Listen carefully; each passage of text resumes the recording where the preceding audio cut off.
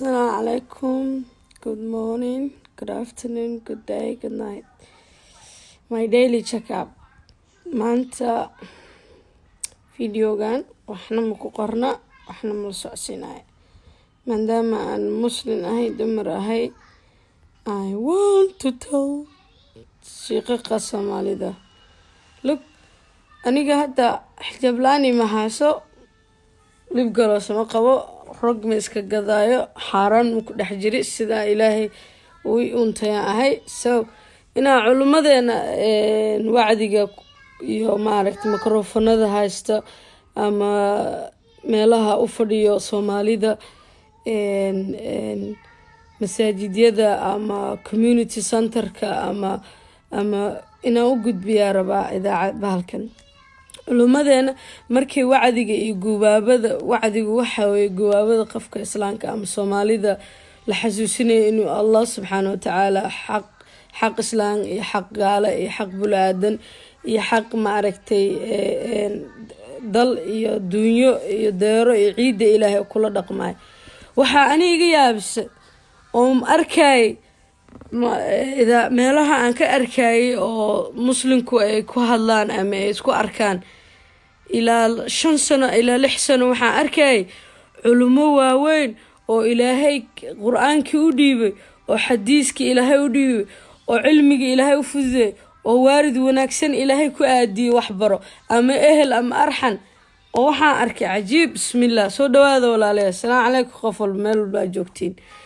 ما شاء الله كو كحم دنهودا واي كون كحمن سو waxaan inaga codsanayaa Ilaahay dartiis ku gudbiya sida culimadeena qaar u arkaan nin dhan oo wadaad ah oo dad waaninay ummad dhan oo ah culimadiisi baa wuxuu dhahayaa waxaan ka hadlayay maalin dhaweyd ciwaan dumarka 40 jirka oo xafidul quraan ama wanaagsan hala guursado ayagaanu asxaan samay ayaga maad u asxaan samay a'uudu billah wala hawla wala quwwata illa billah ayaga cilad ma lahan ayagu ceeb mal ceeb ma laha ayaga maad u asxaan samay xaqaadiyad gudanaysa as sheekh muslina xaqaadiyad gudanaysa as sheekh Soomaali oo afka Soomaaliga umada kula hadasho ee ragga kula hadlo oo af Soomaaliga kula fahmaysa ayaa waxa lahayd war xaqiina gudta as rag muslina gabdhahu yaryarka saqiirada kaliya haraasana dumarka xaqan igula guursaad lahayd ayaga maad u asxaan sameeyeen a'uudu billah kana qowadaadada qaar markay cilmiga dumarka xaqeeda iyo gubaabada ragga islaamka ay ka hadlayaan waa inay ka ilaaliyaan inay u asxaan sameeyaan dumarka ama dumarku ay liitaan ama hablaha Soomaali ay wax liita gabadhu haday cilmi barato haday guurka u kaadsato haday waqtigeeda qaadato waa wax xaq Ilaahayna ku leeyahay nafteeduna ay ku leedahay oo la farayo lama dhihin ragga waxa la baro ee dumarka waxa barto baa lagu dhahay quraanka adinkana quraankan dumarkana si gooniyo uma farin Ilaahay ma aragtay in Ilaahay lagu wada cabsado ma sha Allah shukr waxa iga yaabisay oo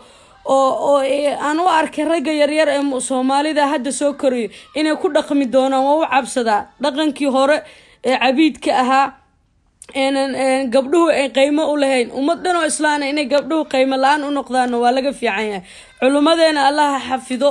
laakiin hal mid ha iska ilaaliyaan reero qabiil reero ma aragtay dhaqan qalabsan reero iska hadal reero seef labood Soomaali baatiin ummad baad ku dhex jirtaan ilmo yar baan dhageysanayo sheekh baa tahay ummadda islaamka waxa lagaaga baahan attraction ama adiga kugu soo horo oo wax dadku soo jiito oo ma aragtay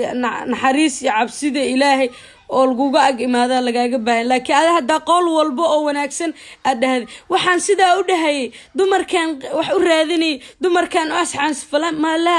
la akhi la no brother maya walaal Ilaahay ku xafido dumarka umaada asxaan sameeyeen ayaga cilad ma haysato qaarkood lixaadkooda Ilaahay u dhameystir ayaga og wixii dantooda naf walba Ilaahay maskax iyo wuxuu siiyay aqli wanaag iyo xumaata ay ku gartaan waa inaad iska ilaalisaa liidka dumarka ku liidaan idaacadiin Ilaahay ka cabsado culimada Soomaalida ragga yararka raggii hore taga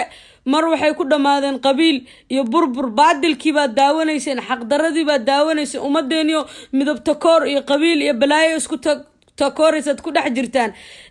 dhididkiina iyo maaragtay waxba kimiina qaban oo wallahi waxaan hubaa haddii allahu yaclam haddii ay waqti gelin lahaayeen culummada soomaalida yaa ay kasoo degaandegi lahaayeen masaajidyada keliya iyo meelaha ayaga kantafool ku ah iyo meelaha ayaga raaxada u direen ee wadooyinka ku lugeyn lahaayeen ay tuulooyinka lug ku tegi lahaayeen waxaan u maleynayaa ummadeenu inay ka gudbi lahayd dhibka baca dhaca boobka xaqdarada kubsiga guurka maaragtay xaqdarada meherka xaqdarada dumarkii oo la iskaga tumay nabigeena sallallahu alayhi wasallam nabi maxamed ereygii ugu dambeeyay dardaarankiisa sariirtiisa dhimashada asagoo saaran allahu akbar wuxuu dhahay war dumarka asxaabay dumarka war culumoy dumarka war islaamka umada sheegato nabi maxamed diintiisa ku dhaqmi doon war dumarka sababta u lahaa asagoo ilmeynaya waxa weeye wuxuu ogaa islaamka rag inay kasoo dhaxbixi doonaan oo hooyooyin muslina dhaleen oo xaqdarro ku dhaqmayo oo goboladooda xaqdarro ku dhaqmay oo tuulooyinkooda xaqdarro ku dhaqmay oo magaalo madaxdooda iyo goboladooda xaqdarro ku dhaqmi doon oo dastuur iyo sharciyo iyo ma aragtay maxkamado xaqdarro samaysan doon buu nabigeenu ogaa ilaah baa tusay waa loo waxyoon jiray asagu waa loo waxyoon jiray qoon cadaysanaya dilka gabadha islaamka oo laa ilaaha illa allah maxamed rasuulullah ayadoo wax galabsay in marna dhagax lagu dilo marna qori lagu dilo marna shaabuug lagu dilo marna meel god ah lagu xareeyo oo xabsiyo oo loogu talagelin gabdhaha islaamka iyo qof ilaahay unta inuu ku dhex noolaado yaa inay gelinayaan buu nabi maxamed ilaahay tusay saasuu nabi maxamed ugu ooynayay oo ugu dambeysay qiiradiisa ugu dambeysay ummadayda u lahaa maanta adinka hooyo ay nagu korisay xaq maaragtay silic iyo rafaad oo culimadii islaamka aatiin inaad markaad maaragtay wacdi aad dhiibtaanba aad ka dhigataan shactiro war ilaahay ka cabsado war anagaa dumarkiina war anagaa aabbayaal iyo hooyo muslim guryahooda kasoo baxnay war anagaa ilaahay naga dhigay garoobyo war anagu ilaahay rag na guursadana siiyo war anaga gabarnimona ku weynaana yaraantana guur xaqdarra ku aragna oo wax walbaba soo aragna war ilaahay ka cabsado war Soomaali baan ilana war ilaahay ka cabsado ilmaha yararka wiilasha yararka dhalinyarada hadda soo kacayo maskaxdooda dib ha u celin kuwii jaahilnimada ku dhamaaday ee qof muslim oo laa ilaaha illallah maxamed rasuul dhahay oo ilmihiisa maaragtay xaq maaragtay xalaal siina u dhididay oo birta u tumay oo kabta u tolay oo haraga maaragtay xoolaha laga saaro u hagaajinayo oo lafta intuu u qoro maaragtay tusbax iyo uga soo saaray wax anfac u jiro ilmihiisa xaaraana ku nooleen gaajana arkeen dumarkiisu ay xalaal cunayaan ayaad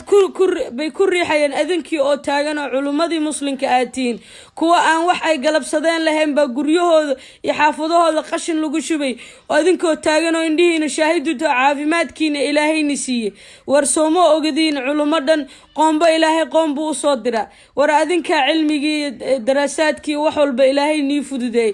hal buu ilaahay niga qaadan karaa cilmigu nii fududeey war ilaahay ka cabsado idaacadihiina iyo masaajidyadiina waxaad u badisaan ummad aan dumarkooda u naxariisan way libqataa oo baadilka ku bato oo xaqdarada ku bato waa qalad inaan nin Soomaali kamid ah oo waliba shiiq weyn oo caalina inuu maal walba aflagaado shalay midii hadii laga cafi ilaahu ka cafi qalad baa oge maantana inuu ku noqdo birina inuu ku noqdo waa laga fiican yahay rag yar oo dhumay oo marna music ku dhumay marna ku dhumay ma aragtay caaladan social media la dhaho dumarka kaliya ma aha gabdhaha kaliya ma waxa dhumay hooyooyinka bismillah iyo guryaha islaamka waliba qaasatan Soomaalidu hooyada wiilka koriskiisa way ilowdaa waxay u malaysaa wiilkeeda timaha loo feero ama guudka loo weynayo asagu iska hurdayo xaqdaradii baadilka labadii awlaado ilaahay ku siiyay midna aad cabiidays min bay ku soo kareen haddana adinkii oo bagligii u joogo inaad ku sii dayacdaan ma aragtay cilad maal walba inay gabdhuhu yeeshtaan waa ceeb markaad leedahay wadaadada qaar aad dhahaysiin waxaan Ingiriiska iyo New Zealand iyo London baan tagayo intaasoo gabdho AIDS qaba arkay yaa shalay markaad lahaydeen ilaahay niga cafiyo waa nii duceynay inuu ilaahay niga cafiyo koos wadamo waxaa jiro hormaray oo cudurradaas sida ugu badnaan waliba muslimka qurbaha joogo galmada xaaraanta yaa kuma degdegaan oo way og yihiin oo iskuulada lagu baraa dalki gabar kasta markaad dhahdaan gabdhihii aidiska ayagaa keeneen waa ku ceeb shiiqa inuu sidaa dhaho because sida lagu ogyahay dhaqanka Soomaaliya dumarku way xishoodaan badanaa 100% xataa haday alkoholista tahay ayna dan iska lahayn nafteeda wili way iska ilaalisaa ma aragtay ceebta gabadha Soomaaliya laakiin rageena way waxa ma hadii Allah iyo rasuulka cabsanayno anigoona u eexan maadaama aabo Soomaaliya ay dhalo oo raga aan curadna aan dhalay oo nin ah waa ceeb iyo baadil inaad dhahdaan cudur Soomaaliya soo galay dumar baa soo galis nimanka wacdiga dhiibo aidiska oo uu kamid yahay Allah xafide nin madaxa oo waliba reer Puntland ah oo qabiil darteed loogu diiday inuu ummadiisa wax u qabto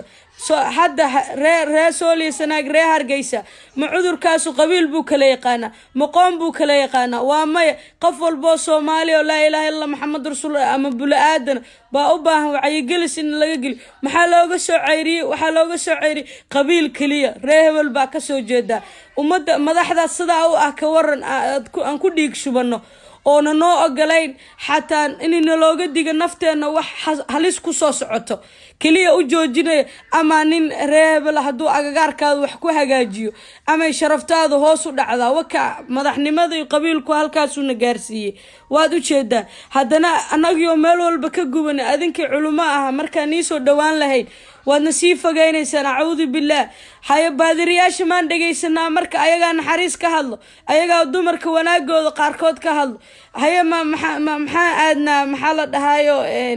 yuhuuda raabaygooda ma aan dhageysanaa war ilaahay ka cabsado war dib waliba qaasatan culimada afka Ingiriiska iyo afka Soomaaliga ku hadasho waa inaad idaacadihiina ku dhiibtaan dhalinyaro yar oo afkii Soomaaliga garanayn baa jiro waa inaad taa ku xisaabtanta marka laba because ka qaraami Soomaalidu kaligeed isla ma noola hadda Soomaalidu intaasoo dunida ku dhax nooshahay ilmaha Soomaalida oo qurbaha iyo meel walba adduunka maray luqad kasta maanta ku hadlayaan waxay ku hadlayaan luqadii wadamo gooni xataa u ah oo dialectiga waxa la dhahaa maadaama aan bulshada ku dhex jiro maadaama aan Soomaali qalbigayga way dhaawacdaa way dhiirigelisaa qalbigayga way xanuujisaa marka arko sheekh caalina oo sadaqada iyo wanaag iyo ma aragtay taageerada aan la taagnay oo haddana asagoo ay ka tahay oo bareer cad ah u bareer caday inuu gabar Soomaaliya ku liido idaacadiisa ama wacdigiisa ama mikrofoonkiisa ittaqullah ilaahay ka cabsado sheekh weyn oo caalina ayuu ahaa dhahay dumarka soo galo caaladan social waliba Facebook soo galo waa in la wada furaa wala hawla wala quwwata illa billahi al-azim meeshaan qeyrna uu ku jiraa wanaagna uu ku jiraa qeyrna uu ku jiraa guriyaha islaamka wax yar rag waliba rag qaasatan Soomaalidu waa rag aqligoodu isma gaarin burbur buu ku gaara hadaan saadha walaalahayga xumaanin anigu waxaan arkay waxay kala tashtaan guriyihii mas'uulka looga dhigay sheekh hebel iyo eedaday iyo hooyaday iyo adeerkay iyo isirkay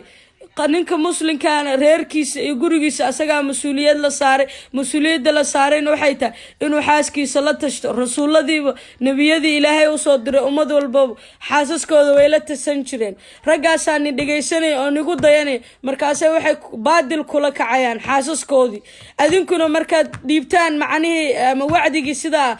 cilad ama way uma soo martaan ma dhahdaan gabadha social media ku jirto ma laga yaabaa inay wax warfiiri gabadhaada adiga nooga dhow oo oge gabadhaadu ma wax baadil bay la timaada ma si kale xun bay la timaada ma waqtigii bay ku dhimisaa ma cibaadadii bay ku dhimisaa ma ilmihii koriskoodii bay ku dhimisaa ma adigii ayada waqtigii niga dhaxeeyay bay baaldareysaa intaas kugu filan wuu fiirsanayaa idanka aqligiisu aan isgaarin guri dhan mas'uulka ودكتور بوغليا او waxbuu hubsanaya laakiin gobdhaha idaa soo gala Facebook oo hala furo hadii la dhaho hada kumanaan baa soo furtay ya akhi sheekh kumanaan baa soo furaysa hadalka markay soo furto dambigii guriga islaamka adiga wax ku leh wallahi brother adiga wax ku leh luqadda kaliya carabiga aad dareerinaysa sheekh kaama dhigto waa in wajigaadu sheekh ka dhiga qowlkaadu sheekh ka dhiga hadalkaadu naxariisiisa ay sheekh ka dhigta ma aan xafidul quraanka markaad ku dhaqantid waa inaad naxariistiisa la imaata waa inaad horena waan u sheegay waa inaad noqotaa buug la akhrisado oo page kasta oo la rugabo naxariis iyo galgacayl iyo wanaag iyo wax attraction kugu sameeyo wax ku soo dhaweed ay leedahay ilaahay ajar adinkana aniga si anigana culimada Soomaalida waajibkiina markaad gudanaysaan ka daaya eragiina aad liidaysaan oo ka dhigaysaan inaad dumar ugu asxaan sameysaan ama dumar aad ma aragtay ay liitaan may adaa waajibkaada gudanaya as sheekh muslina ummadan oo muslina looga dhigay waana ku noqon waana ku celinaya erega xadiisyada qaarna rag iyo dumarba way u soo dageen dumarka kaliya ma laha nabi maxamedna xaq sooru ahaa marna dumarka muu caabidsan ummadiisii asxaabtii wuxuu ugu wanaagsanaa oo shaqadiisa iyo waqtigiisa uu gaajasna dhaxda u xiranay waxay ahayd wallahi gabar la ilaaha illa allah maxamed rasuul ama hamadoobaat ama ha cadaad inay si qurux badan ugu noolaat sida ubax la beeray oo biyo lagu wado oo daryeel lagu wado oo boorka laga jafeeyo oo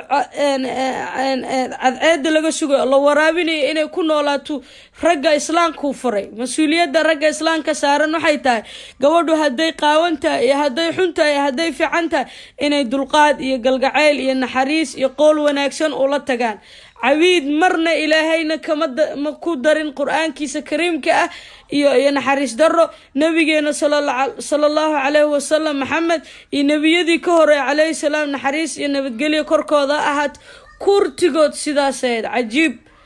waxa caloosheeda xanuujiso marka arko dhalinyaradii oo isla wadeegayso wadaad nacayb iyo maartay naxariis daro oo qalbigooda ku abuuray wala hawla wala quwwata illa billahi al-azim a'udhu billahi الله أكبر والله وي حنوجسا because human right كلغو شيغا women right كلغو شيغا دينتنا ugu bilowd ugu horeys ayaday ku dhex jirtaa gabadhu wax walba ay tahay ayada xaq diintana siisay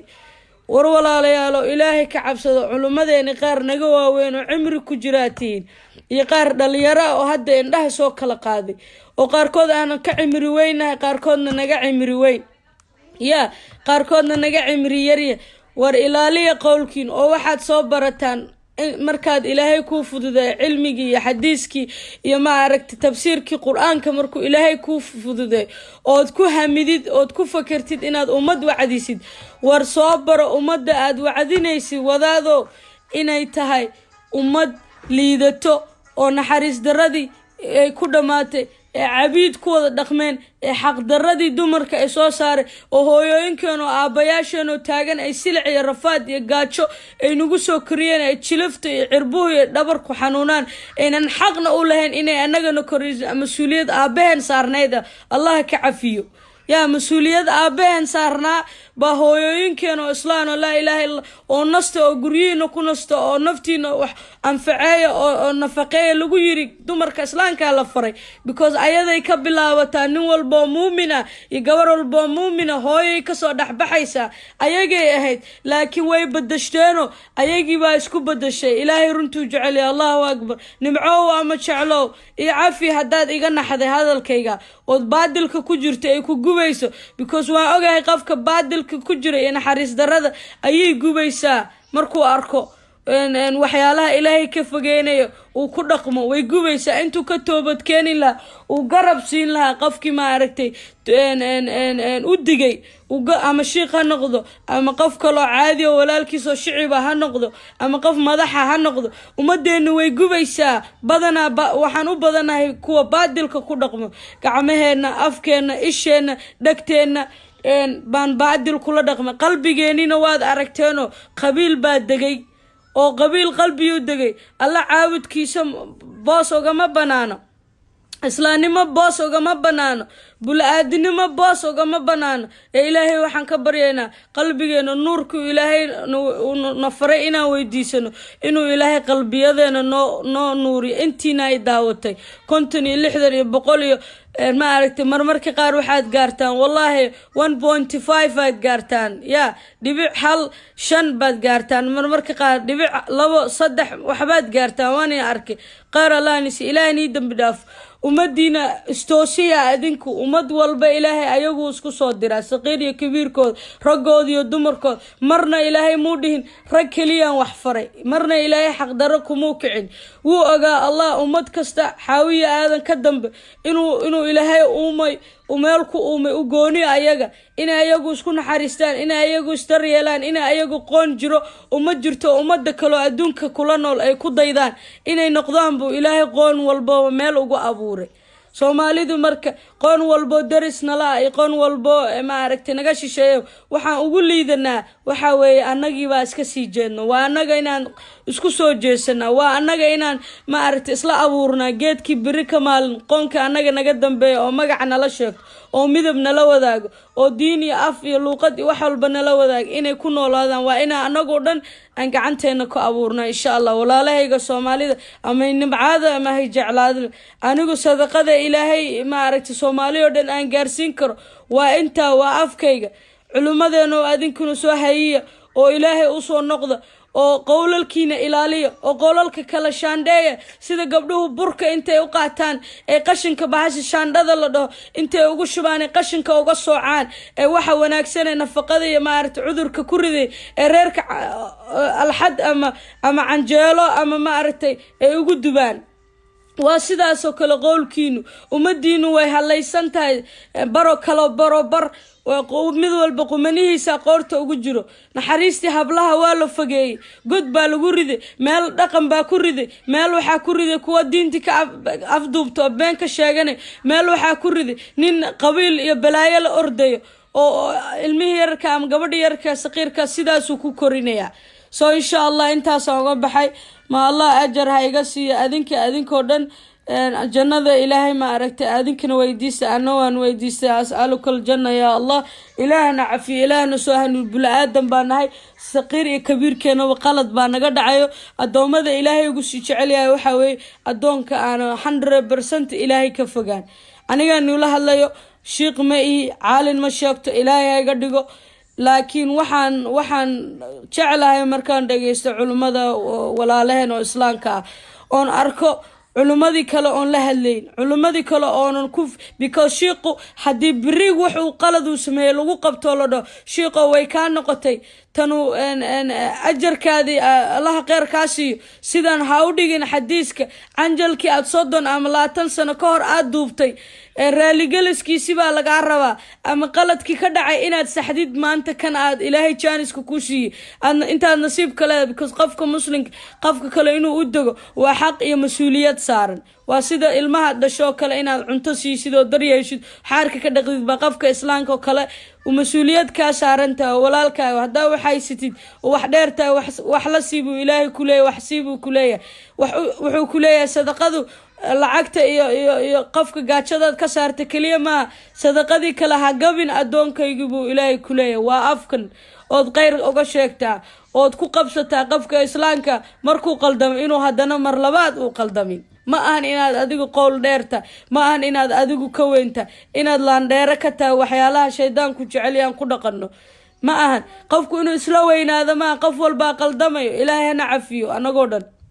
so qofku wax ku sheego 2 iyo 3 jeer qofka hadaa wuxuu sheegto waxba ka qaadan qalbiga wax loogu sheega maxaan ka wadaa qalbiga waa looga duceeyaa ilaah baa looga baryaa mala ilo waxa la hebel ilaahay halka walaalka islaamka ilaahay oo adi dartaa waan ku jeclaa ilaahu ka soo hanuuni gabar Soomaali oo qaawan hada arag ha caaynin ha magacyo anjaleynta aad ka soo duubtid dumarkii oo dhan hooyadaaba kamid ah eedadaaba kamid ah habarartaaba kamid ah islaamka macallimadaada aad jecesho gaasha dumarkii kamid ah haday xataa gaal tahay macallimadaadu every bulaadan oo dhan bay kamid tahay so markaad ayada caydo anjal ku duubto wixii oo dhan waxay gaaraysaa ummadii galgacaylkaad u qabto kale oo aad ka naxaysay oo dumarka ah waxa ku haboon marka inaad qalbiga iska aamustid oo waxba aad duubanay qalbiga aad uga duceysid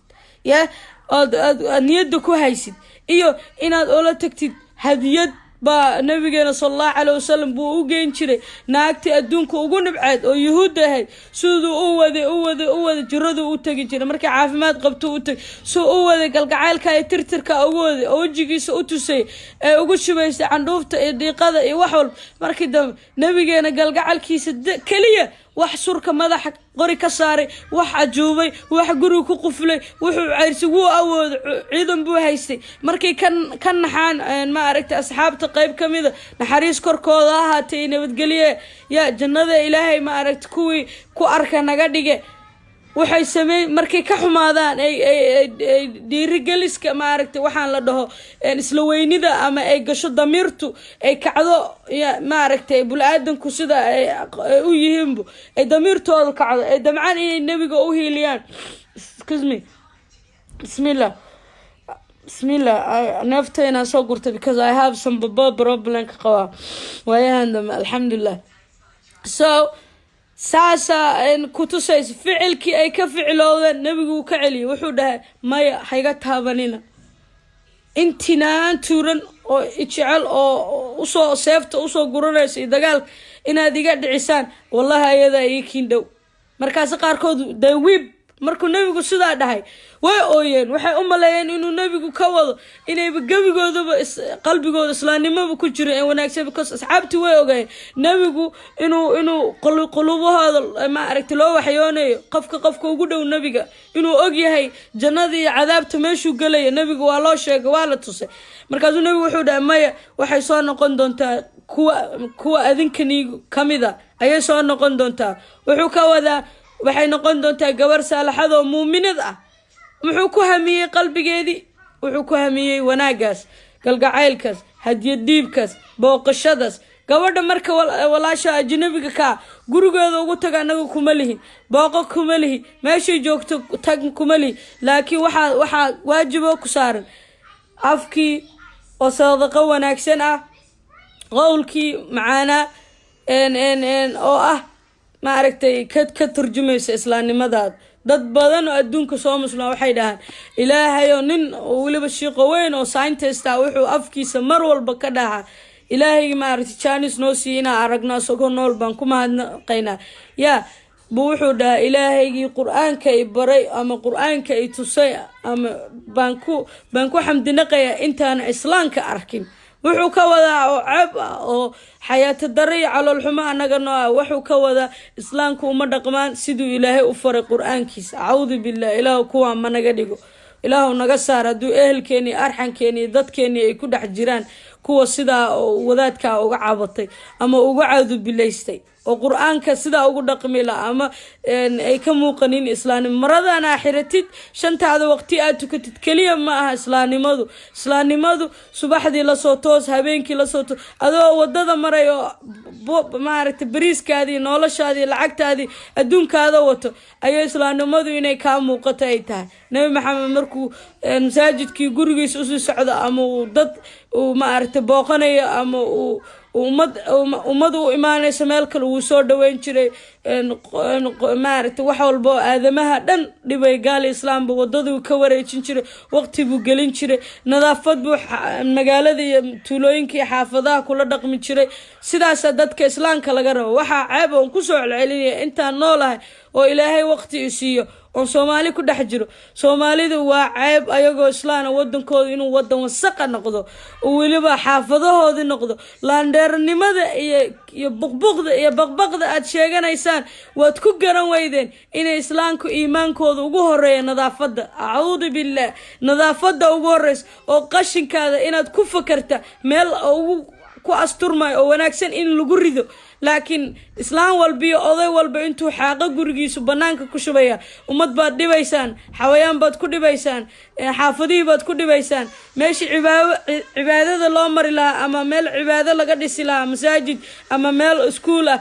ومساكينta loo gargaar laawad qashinkii buur uga dhigteen a'uudu billah badii baad geeysan xawayaankii baad ku dhibaysaan a'uudu billah si islaamna waan sheeganayna wala hawla wala quwwata illa billah hasbunallahu wa ni'mal wakiil inna lillahi wa inna ilayhi raaji'un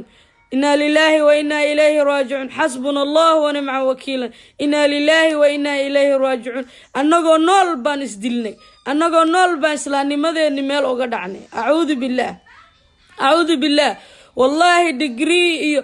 ما عرفت famous عن نقطتي وحول وودن كأمد كستا فرتي كوجو في قيان ماشى صاد كتمادي دول كاسو إلهي قدر إناد كو أبترستد دول كاسو إلهي قدر حاوية آذن ينبي محمد كسك قون كيس صومالي لدهيو هلكا حبشي عن فرقي ما عرفتي ان فرعون با إلهي انتو كادح سارو حقوق قدر إسلام صومالي إنو كادقو هلكا ستولوين كاسي مقالوين كاسا تقانتان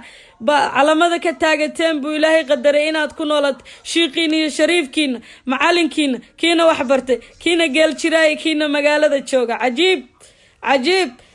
ayadiina sidaas ay u egtahay miyaynu isku xishoonin miyaynu damirtiinu gilgilmin miyaynu koobka shaha iyo dadka masaakiinta adduunka kala ku nool iyo dadka saaxiibada adduunka kala ku nool markaad ku dhex jirtiin miyaynu damirtiinu saliliyoon miyaynu isku xishoon gudaha xishood gudaha waxa jiro oo adiga dhan xayaato daradaada iyo damirtaada taabanayo xishoodkaasoo kala maneen gelin you don't feel down yourself ma dareentiin miya inaad liidatid markaad wadankaadii quruxdiisii ilaahay siiyey aad gacanteena uga qaadnay walaa xawla walaa quwata qoon kale oo ka qaaday ma laha wadamada qaar waxay la caara dhacayaan dowladahooda waxay u saxiixday in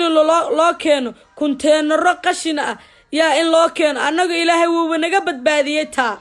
oo haddayba nagu dhacday qarsooni bay noogu dhacdaa oo adduunku wuxuu saaray wadankeena wax la dhaho burhan ama lama galaan u ka dhigayo bahalada ka gudbayo waa la fiirin jiray eeg laakiin waxa buur qashina badaheen iyo xeebaheen iyo wadamadeena qurxo iyo xaafadaheen iyo guryaheena tuuran oo xayaato darada waxa dhigay annaga walaa xawla walaa quwwata illa billahi alcadiim waan cunaa waan soo toosnaa hebelina adeerkay waxay soo dir walaalkay waxay soo dir baan ku jirnaa qoonkii ka dambeeyay baan nahay qoonkii geedaha saarnaa qoonkii guumaystaha ma aragtay iqaad ay dhahayeen aan ku rarto ma aragtay laba ul intay u dhiibaan ama sariir ama jimbaar baasha la dho orodoo igu qaad ay ku dhahay qoonkaasaan ka nimaanay meesha aan anagu ma aragtay waxay u dhidideen ay u rafaadayeen aan kor u qaadi lahayn oo anagu xayaato ama nolol wanaagsan sidoo ilaahay noogu xamdi noqo sidoo ilaahay malaa'igihiisu ay rabood naga gudbiyaan ay noo amaanaan ay dhahan yaa allah qoonkii nabi maxamed qoon kamida oo Soomaali la dhaho oo halkaas aad ku abuurtay ma sha Allah wadankoodu waa qurux geedaha way u naxariistaan xawayaanka way u naxariistaan dhulalkooda iyo wadankooda nadaafada ka buux wax qurxoon markaasuu ilaahay wuxuu dhahaa malaa'igahaygiye malaa'igta aawa roobka ubadi roobka malaa'igta aawa quruxda iyo carafta iyo geedaha ubadi malaa'ig kasta waxbuu ilaahay u diray oo gooniya malaa'igta naxariista iyo leyrta caafimaadka aawa leyrtaydi ubadi fiiri wax walba si qoonkeena u jeedin oo ilaahay caabudsanayn ilaahay muxuu ugu naxariisanayaa naxariistay hal shakhsi u galaan hal xawayaan u galaan hal geedo u galaan hidiya dhaqanka ma aragtay dhirtiya daaqa ee u sameeyaan cajiib buu ilaahay u siinayaa annaga ka waran cajiib ma sha Allah Allahu akbar annaga ka waran oo islaan oo waxaas oo dhan gacantiina ku haysano guryaheena quraan ku yaalo culimadeena ay ka hadlayso hooyadeen iyo aabaheen ay nagu tarbiyeen haddana aan ku dhaqmi laana wala xawlo markaas markuu ilaahay musiibadiisa caradiisa nagu dhacdo oo mar biyaha badana lagu fataho oo mar wabigana lagu fataho oo mar daadku naqaado oo mar cudurradu nagu dhacaan oo mar xawayaanka ilaahay nagu soo daayo oo geedihii aan ku xamdina qweyn ilaahay xawayaanka u soo diro dho orda cuna qoonkan mu jeedaan way ku xamdina qeyaan waxa geed qurux badan xoolaha xawayaanka aan u soo diray caanaha cabaan hilibkay ka cunaan way garan waayeen orda markaasuu ilaahay wuxuu nagu rugay qalayl abaar roob daad biyo iyo xawayaan iyo anyax cajiib markaasaa weli halkaas waxa noo saar reheb ana landera hada ana landera adduunna kugu qurmisay aakhirana cadaabta miyaad sugaysaa intaada dhiman intay goor ka ta ku xisaabtan sababta ilaahay Soomaali kaaga dhigay ku xisaabtan ibtaada kuwa aan la siin baa laga soo saaray adiga kuwa adduunka ku nool oo ka hanti badan oo ka sharaf badan ayaa ibtooda wax laga soo saaray adiga gooni lagu sii oo waad dhashaan har iyo habeen ya hablaha waad guursataan laakiin marka awlaad ilaahay nigu soo daray sidii askari salaan dhiibay isma taqaantaan goodbye maalinka meel heblaad aroos ku jirtaa meel heblaad u ordaysa xaqii horena maada gudin soo walaalkay walaashay eedaday arxankay Soomaalida dadkaygiyo dib iskugu noqda culumadiinana dib ula hadla oo culumada Soomaalidu waxa lagu aqaanay inay culumadu haajir iyo maartay dadaal sameeyaan oo xaq islaamka gaalada ay gaarsiiyaan iska day inuu islaamku fataraarq iyo dhibaato iyo maartay islaan liito inay guryaha wadamada islaamka iyo guryaha islaamka ka soo bixin bay culumadu mas'uuliyadoodu ay tahay ay saaran tahay sababtaas Ilaahay ayaga ugu fududeeyay cilmi iyo wax walba oo qaar aan loo fududeyn waa inay ayaguna ku xisaabtamaanta qar Allah si culumada Soomaaliyeed war ilaaliya qowlkiina iyo canjaladiina iska duubaysaan iyo wacdigiina war bal ilaaliya umad baadilka u badateen baad af Soomaaliga ku hadashay ka ilaaliya inay dhibaateeyaan naf la ilaaha illa Allah Muhammad rasuulullah oo Soomaaliya insha Allah jisaakum khayr intii daawatay ilaahay dambi dhaaf adinkii hooyooyinkiin ya abiyaashin kuwi dhintana ilaahay jannada ha geeyo insha Allah salaamu alaykum waraxmatullaah ina soo duceeyo ilaahay idankiisa caafimaad degdeg waxaan jeclaan lahaa inuu ilaahay ubadkayga uga aqbalo ilaahay ka dambana inuu halaajin inaan arko ubadkayga awlaadoodii maarta dhabta ku hayo insha Allah cimriga inuu ilaahay siiyo ka horna inuu ilaahay halaagin adinkuna sidoo kale walaalahayga muslimka Soomaalida meel walba ku nool baadilnimada ka baxa oo shiiqa reer Hargeysa meesha ka cawaadayo qablayaashu ay ku xireen waa inay dadka islaamka reer Hargeysa ka hadlaan oo aad u hadashaan oo maxkamadiinu hadaa baadilka xaq darada ku dhaceen waa in laga gurmadaa taa because nin la ilaaha illa Allah Muhammad rasuulullah oo ummadiisa wacdinayo oo wadooyinka u istaagay oo caawinaya inuu nin aad shalay ku dooratay cod kaliya oo xabsi ku rida adoo islaan hooyo aabe iyo awoowe islaan ay ka soo dhaxbaxay waa ceeb wariyiin lagu xiro waa ceeb shiiqiin la xiro waa ceeb qabiilkii iyo balaayadii dhudhuud iyo faradhaqda qoom baa ku tagay ku ilaahay marmar waxay qabato ma ku ducaysaa markaan ummadayda saa u fiiri inuu ilaahay qabuuraha afka ka qaado wixii oday qabiil u dagaaltami jiray wixii oday habar qabiil u gurdami jiray wixii u alalaasi jiray wixii gurbaanka u tumi jiray wixii kooxebel iyo xagga ka dhacda ku hay yaa ilaahu qabuuraha afka ka qaado ba marmar qabad hadana waxaan xasuustaa xadiiskii Nabi Muhammad sallallahu alayhi wasallam uu dhahay ummadayda aniga ilaahay uga bari wax walba oo qalbigooda xanuujinayo oo hadana asxaabta u sheegay hadii muslimka ama bulaadanka la tusila qabuur cadaabka waxa la dhaho wallahi hal qof oo bulaadan oo dhaqdhaqaaq lama heli lahayn qof walba geed iyo meel madow buu intuu fadhiisto cimrigiisa dhan oo hin iyo bariyo ku dhamaysan lahaa laakiin ilaah baa ugu talagalay inay bulaadanku gaal islaamba adduunkana ku noolaadaan aakhirana ay u shaqeystaan adduunkana ku qurux badnaaw aakhirana waa inaad shaqeystaa ku tala jir oo ku fakar dadaal naftaada oo caafimaadka lagu siiyay ma aragti ka faa'iideyso oo hantida ama sadaqada qofku siiyeen wax ka soo saaro oo ku tala jir oo adigana inaad sadaqa kale ka dhiibtid ku fakar insha Allah jisaakum khayr take care salaamu alaykum see you next time samiday waa ku salaamo waa ku jeeda Umar waan ii jeeda MashaAllah indeed thank you MashaAllah always say bismillah MashaAllah qofka walaalka because ummadeena waxa ka dhamaanayso qof walba wanaagsan ama qof walba madaxna ma helayno wanaagsan hadaan qof walba aan riixno qof walba u diino maaragtay wada ama boss insha Allah wadankeena dadkeena ku hagaaji insha Allah dumarkiina u naxariista ilaahayna ka cabsado heer ha isgaarsiinina inay dumarkiinu ajnabi goobaan naxariis iyo maarta afahan adinka niga dhaxdhacday ku jirabina hablihiin anaga ni dhalnay inay Soomaali jirto jireer iyo jilaacbo mid dheer iyo mid madowba waan rabnaa waxa weeye tarbiyada wiilashana ku soo dadaala gabdhahana tarbiyadooda siday uga fakartaan aad ugu dadaashaan wiilasha yararkaana ha iloobina because hooyo aanan ma aragtay gabar aanan dalad haysan qoraxda iyo roobka ku dhacayo wiilka waa in loo tarbiyeeyaa gabadha sida loogu tarbiyeeyaa reer kale inuu naga guursado ayadoo qurux badan ee reerka ka dhex muuqato ee dhisato wiilkana reerka kale uu la xididayo waa inaan u qurxinaa waa xaq hooyadii aabaha Soomaaliga saaran insha Allah ha iloobina dhalinyaradeena badanaa ragga yar waa la iloobaa ayagoo loo naxariisanayo jacayl la siinayo waa la dayaca ereyga la dhahan jecel aniguna ku tilmaamo dayac bay ku jiraan ragga Soomaalidu dayaca halaga ilaali because wiilka hooyadii soo barto inuu reerkiisa u xamaalo uu soo ogaado uu ma aragtay xaaskiisa wax la qabto wuxuu noqonayaa wiil islaamka oo dhan wax la qaban karo wiil mas'uuliyad kasta ka soo bixi karo madaxnimo ama sheekhnimo wax walba because mas'uuliyadda gurigiisa iyo maradiisa ka bilaabato ummadda dhan baa ku filan gogasho u fidinaya marka go'isa reer walba gogolan karo marka insha Allah assalamu alaykum wa rahmatullahi bisallam let me say hi some of my close friends insha Allah